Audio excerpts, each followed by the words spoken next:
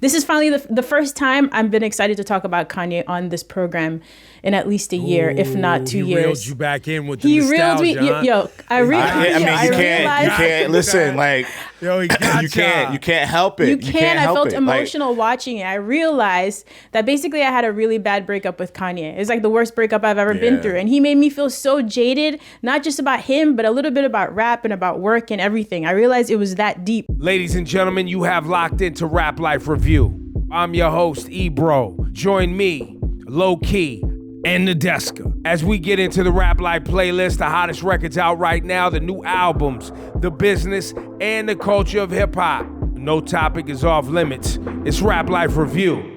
What do you got for us today, Lo? What are we covering? Tomorrow, I mean, obviously today's Monday that we're recording, but tomorrow, supposedly the release of DONDA 2, executive produced by Future, and this is Kanye's new project. A track list is out.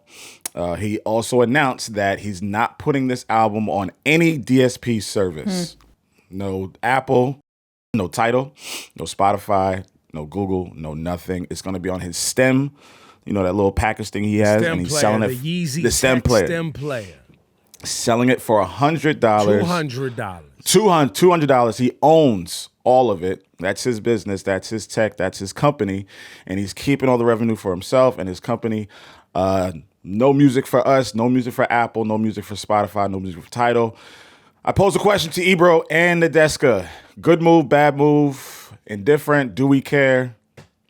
What's your thoughts? Go ahead, Nadeska, if you want to go first. I was just going to wonder if there's any fine print that says that this is only for a week. So the hyper fans might go cop the Stem player for $200, and in a week it's going to be on Apple Music. I don't think he's necessarily going to stick with this, but Ebro, let us know. You're like part of these like higher conversations. So I was not a part of any of this convo. I heard just like everyone else. I know some people who bought the Stem player on the first Donda release. They ordered it. It took several weeks, maybe 4 to 6 to actually get the Stem player. I don't know if that was due to COVID shipping slowdowns or just that's how long it took. Yeah, I don't know what he's doing. Is it a good idea for Kanye? Yes. Kanye has a rabid fan base. The money, I think, adds up to be really good for him. I think he sold like 11,000 or 12,000 players out of the gate. That's a significant amount of money. And he keeps all the revenue, and it goes directly to him. I think similar to when Nipsey Hussle put out the $100 mixtape, where people at that time when Nipsey put that out, people was like, yo, why are you doing this? But he was like, yo, my hardcore fans, they're going to pay for it. And if that's only 500 or 1,000, that's, you know, money that goes directly to me for me to sustain myself. So I think in that, when you put it through that lens, I think this is a model that maybe artists can do for their hardcore fans. Now, the other side of this is the Stem player. It's great for DJs. It's great for DJs and producers because you can isolate the vocals, you can create acapellas, you can create different versions of the song. Like I could create a version of the song where it starts with the vocals and then the drums come in and then the rest of the music comes in. I can do all these sort of different things. But you have to buy the Stem player for $200.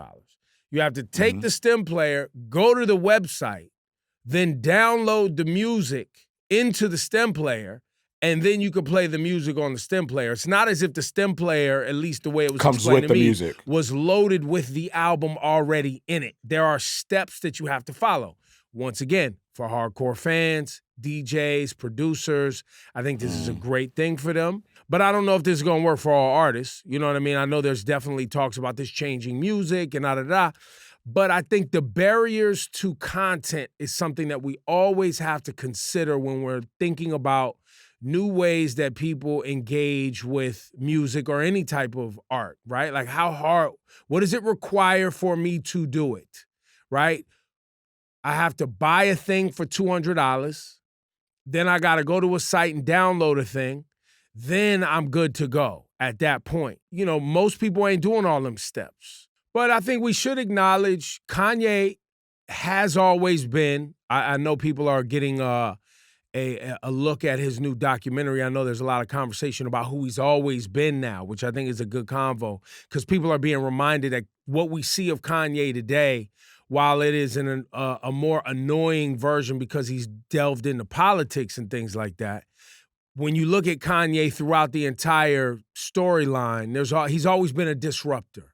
He's always been somebody who's had challenges against him, and he's had to overcome those challenges. And I think he thrives in that scenario. And I think this is another way Kanye is being a disruptor. And I think for artists that want to get to more money or that have discrepancies with what the streaming services are paying and don't like the way the money's being doled out, this may be an option for them. I think for a lot of people, $200 is like a concert ticket, right? They would like pay that to go see him do Donda live versus for a one-off album. I don't know if some people probably that's not comfortable for them to afford just for one project, which is also unfair if you're a Kanye fan, but you can't spare that money right now. Make no mistake, there are people out there making the album available via some sort of internet feed or whatever. You know what I'm saying? Be very clear. You gotta have the stem player to go listen to the album right now. Let me be very, very, very, very, very clear. I come from that era where we got albums early or we got albums through somebody else.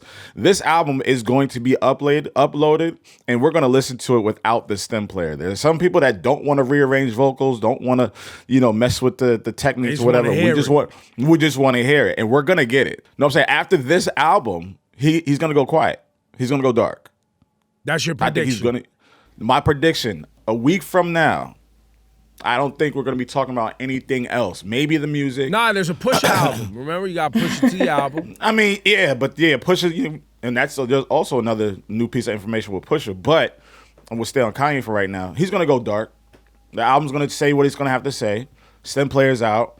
Documentaries out. Boom. It stops with the album. I'd be surprised. And that's that. I'd be really surprised. I think it happens every time. Every time he has something, he makes the world shake. He shifts the culture in every way he can. When everything is said and done, he goes away. What's so crazy is that if he had just dropped this trilogy on Netflix and done none of this other nonsense that we've been talking about for a month, it would have been just as good, if not better. This is finally the first time I've been excited to talk about Kanye on this program in at least a year, if not 2 years. He reeled you back in with the nostalgia. He reeled me. Yo, you can't listen. Like, yo, you can't help it. You can't. I felt emotional watching it. I realized that basically I had a really bad breakup with Kanye. It's like the worst breakup I've ever been through, and he made me feel so jaded, not just about him, but a little bit about rap and about work and everything. I realized it was that deep because Kanye is or was my favorite artist of all time, and watching the first episode of that Netflix trilogy brought it all back. It felt like you were watching scripted content, wasn't it? It was that good. I mean, and then this also, to your point, Nadeska, this also is how I felt after the Larry Hoover concert.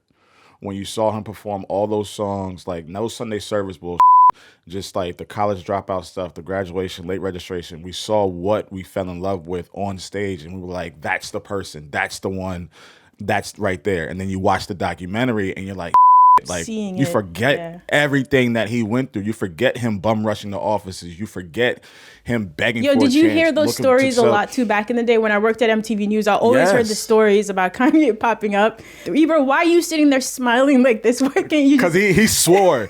We swore Kanye off this program about 20 times. I'm smiling because I haven't watched the documentary. What? I lived it. I knew Kanye at that time. Mm. I was one of the individuals that, along with the heavy hitters, and I can't say it enough, with DJ Enough and the heavy hitters who played his music on the radio. We would argue all the time up at Hot 97 about Through the Wire and All Falls Down. Mad people didn't want to support Kanye as a rapper. They was like, nah, he's just a producer. And we would be like, yo, this record's fire. I don't care what you're talking about. This is crazy. And I had, and I've had a relationship with Kanye since that time. Kanye was always annoying. Kanye was always, yo, listen to this song, listen to this but song, listen to this song. Yo, I got this new song. Annoying in such a great way. I mean, it depends. It depends if you got time.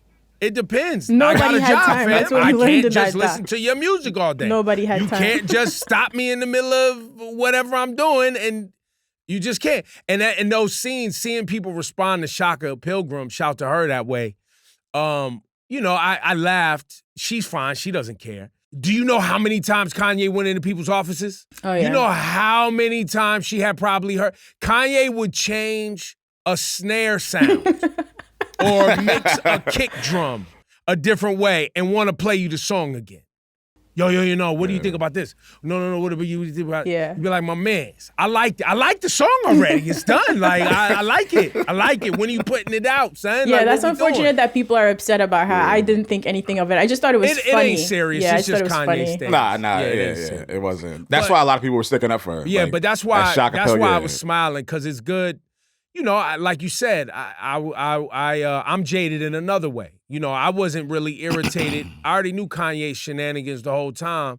I only got irritated with him when I knew he was, you know, cooning and going up here hugging the president and calling him his dad and, you know, doing all this, playing with these racists and this MAGA thing, where I was like, yo, my man, like this, you out of your league. You out of your league now. This ain't just rap music. This ain't skinny jeans. No, this you're right. ain't, you know what I'm saying? This ain't that. And that's why I've always made sure to be clear. I'm going to support Kanye's music. Kanye makes fire music. I am not going to not support somebody's music because I disagree with them politically.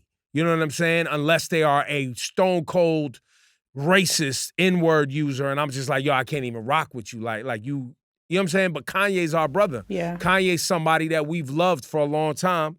Donda 2 didn't meet the 2/22/22 deadline. Are you surprised? No. I'm not surprised. I am not surprised. But if you bought the stem player, you're ready for whenever it drops. Lo, what else did you prepare for us today? Well, a new piece of information, speaking of Kanye, has hit the internet. Two pieces for Pusha T's album. It's going to be, he confirmed that it's completely produced by Kanye and the Neptunes. So that's confirmed by Pusha himself. Second, Steven Victor, the manager of Pusha T, just uploaded a clip of a snippet of Pusha and Jay-Z are officially on another record together. I kind of tweeted something about Pusha, Jay-Z, and Jeezy being the kings of drug trap rap. I saw Pusha shouting you out, or that was on a Complex show. Yeah, it was a Complex interview, but it was based on the tweet that I put up. And he retweeted it saying, you know, it's good to be in that, you know, in that company. But did you know I have a verse from ... So that kind of sent Twitter in a tizzy saying that, oh, Pusha and Jay might have a record, or Pusha and Jeezy might have a record, or Pusha, Jay, and Jeezy might have a record. But it's been confirmed today that Jay-Z is on Pusha's new album. What do we expect? One, from this album being that it's produced by Kanye and the Neptunes, and two, the collaboration with Jay and Pusha. Wow. Nadeski, you want to go first at this? I mean, look, I'm happy for Pusha.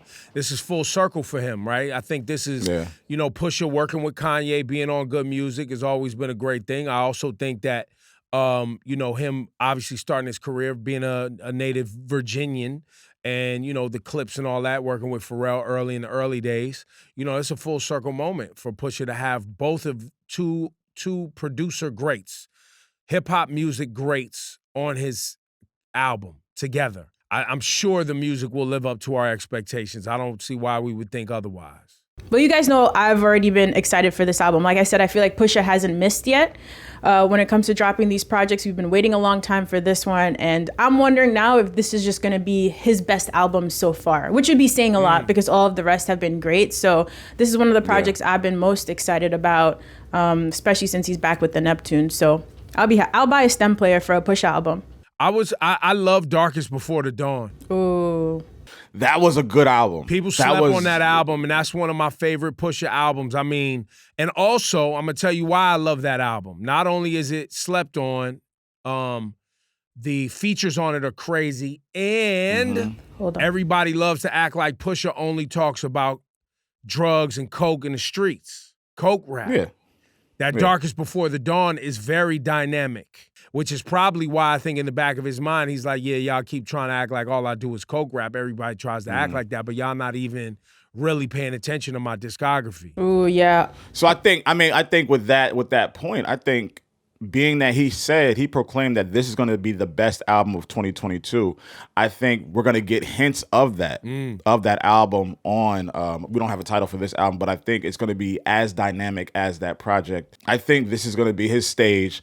I think this is going to be a part where we literally look at Pusha as, you know, a top 5 candidate, if you will. Looking forward to the Pusha T project. So good detail on that. Lo, what else we got today on the Rap Life? Again, Listen, everything is intertwined with Kanye. Another Kanye assisted story. Yo, this is a man. Now, what y'all said earlier about me smiling because y'all had swore Kanye off the program. This is ridiculous. This next portion is Kanye shouting out and highlighting Jack Harlow as one of his favorite rappers, and Jack Harlow just put out a new single produced by Boy Wonder, Nail Tech, called Nail Tech. Yeah, and it's a lot of people are waking up to how good Jack Harlow really is. I mean, we've known it with his projects. I've known it since Dark Knight, and that was back in 16, 17 or whatever.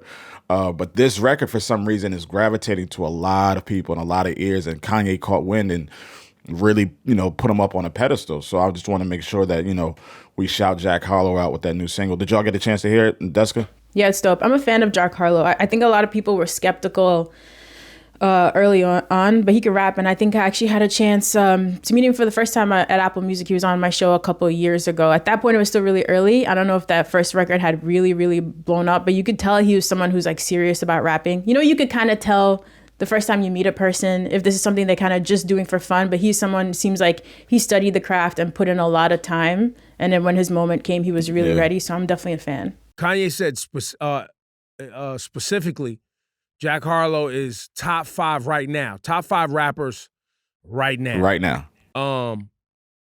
It's tough to argue that because as far as straight ahead rap goes, like rappers who have mainstream appeal, hits, skills, music making ability, I don't see. I think that's a good tidbit, to debate. And I'm glad it made Jack Harlow happy. You know what I'm saying? And I'm sure for Kanye ain't just shouting out Jack Harlow because for the and giggles. It's that's something he meant that he feels that. And I think he sees that Jack Harlow's somebody that he needs to stand close to because Jack Harlow's the future. Let's be clear.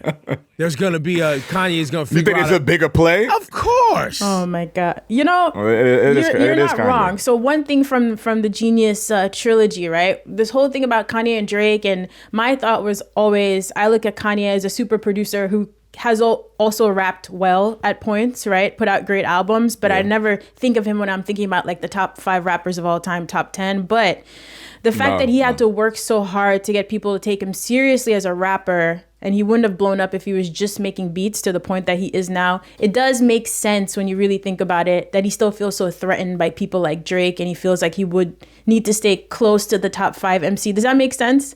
I always thought it was. So you think that's because still? Remember, he was a rapper first, right?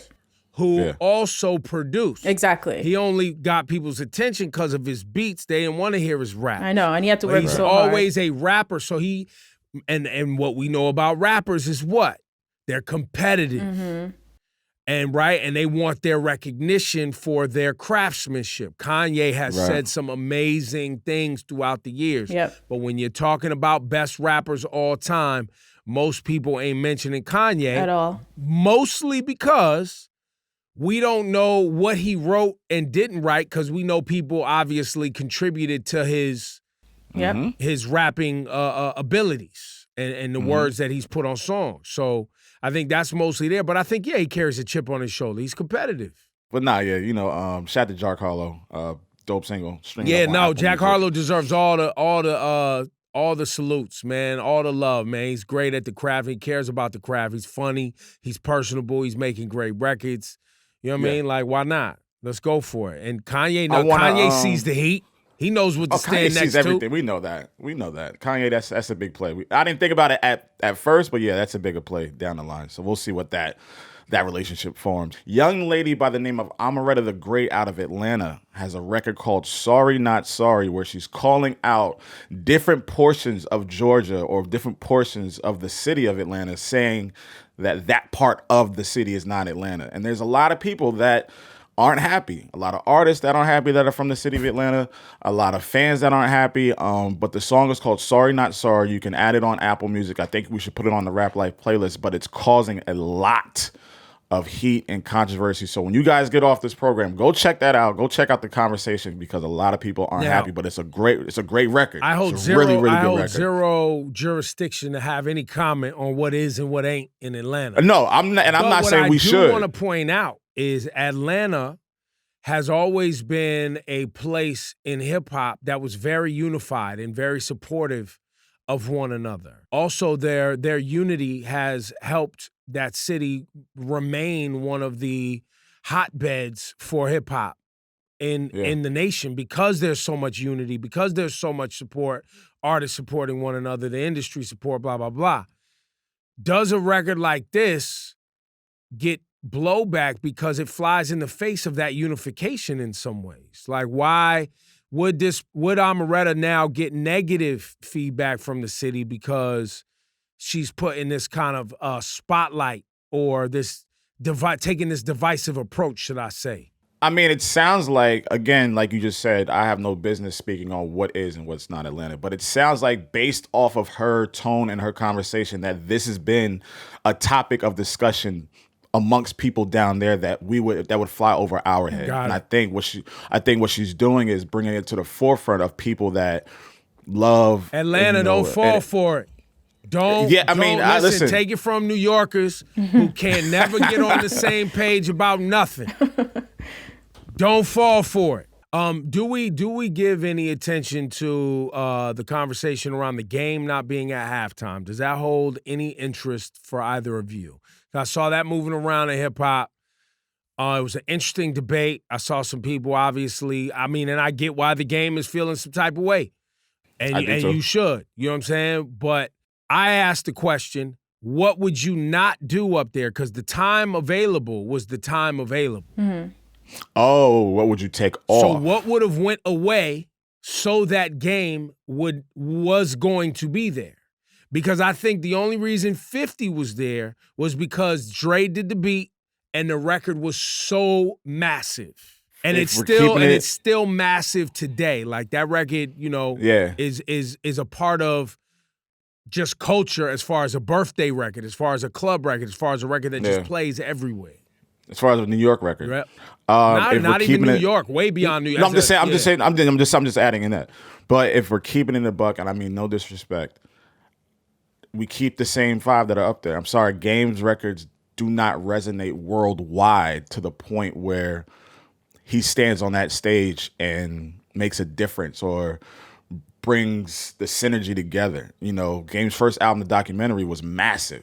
No, and by the way, to your point, Game's got heat. He's got fire. Game's got records. Fire. Game's got records. But when you have that finite period of time, yes, and you say, okay, here's what we're gonna do, what would you take out up there? I'm not taking out nothing to put him in. I'm sorry. I'm keeping that same five. Anything? No, I agree with Lo, and I feel like at this point, it's always whack to me to then look back and say, what would we change? Who would we remove? That's not fair, but I do believe if I go to Berlin, if I'm in Portugal, wherever I am globally, people know Snoop and they know a couple of Snoop records. Although Game is an LA legend and he has records that I love, I just don't think he's iconic. And of course, no disrespect to him, but in the way a Dre, Eminem, are. So I don't think there's anyone who should have been removed from the stage. And I always think it's petty that we do this in rap. Like, what's the point? It already happened now. You just take away from a moment. It took long enough for hip hop to have that stage. Why now?